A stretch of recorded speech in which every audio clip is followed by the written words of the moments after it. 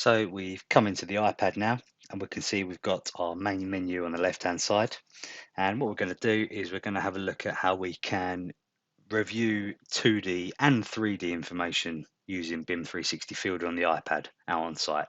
So first of all, I'm going to come into my library. So you can see on the left-hand side, we've got our project folder structure.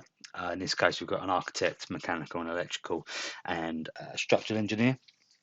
And I'm in the architects folder at the moment, and we've got 7 PDF drawings there. So what we can do, simply tap on one of them. It will load up the drawing. We can zoom in and out. We can pan around. Or we can interrogate the drawing in that way.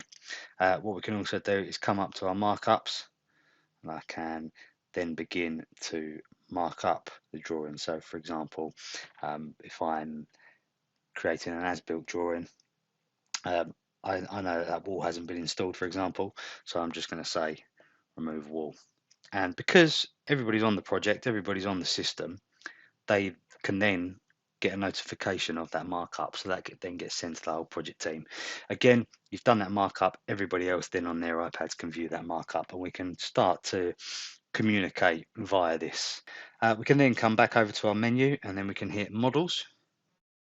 And that takes us straight into a model. So this is our model that's been shared with shared from BIM 360 Glue.